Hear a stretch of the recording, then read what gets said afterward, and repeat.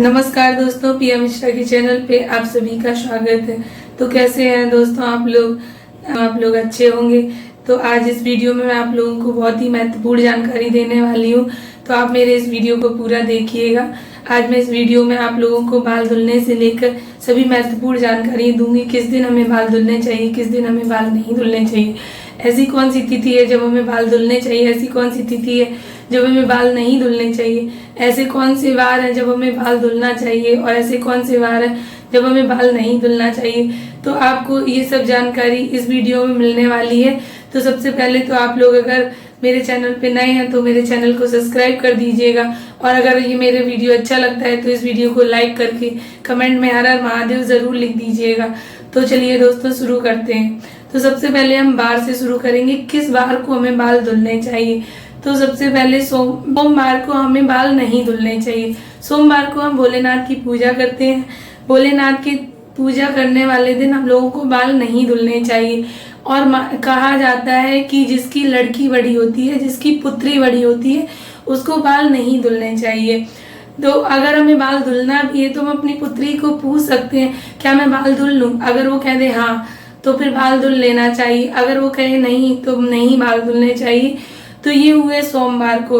और मंगलवार को, तो मंगलवार को हम लोगों को बाल धुलने चाहिए। मंगलवार को हमें कोई दोष नहीं लगता है। अगर हम मंगलवार का व्रत नहीं रहते हैं तो हमें मंगलवार को बाल धुल लेने चाहिए। अगर हम मंगलवार को व्रत रहते हैं तो हमें मंगलवार को बाल नहीं धुलना है।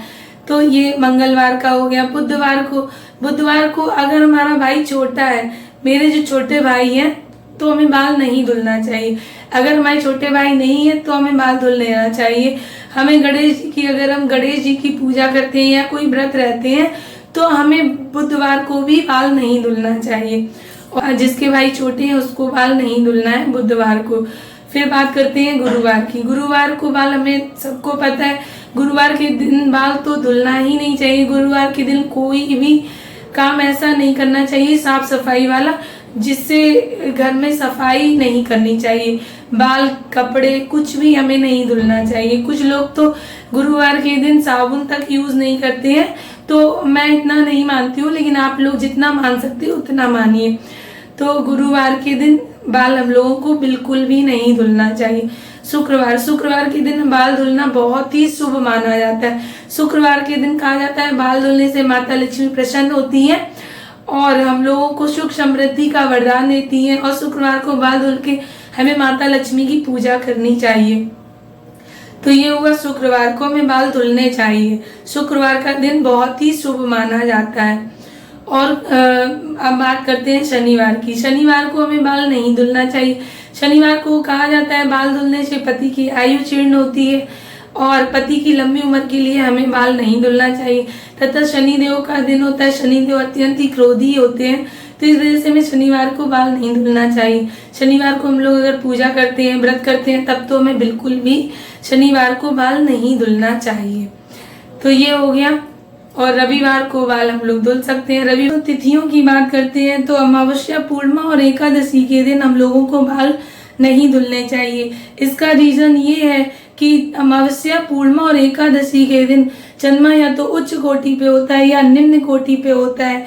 तो चंद्रमा का असर हमारे मस्तिष्क से जुड़ा होता है, इसलिए हमें अमावस्या, पूर्णिमा और एकादशी को दिन विशेष ध्यान रखना चाहिए और इस दिन बाल नहीं धुलना चाहिए।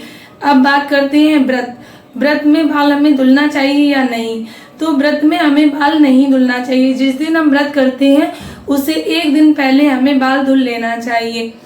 अब बात कर त्योहारों पे हमें बाल धुलना चाहिए कि नहीं।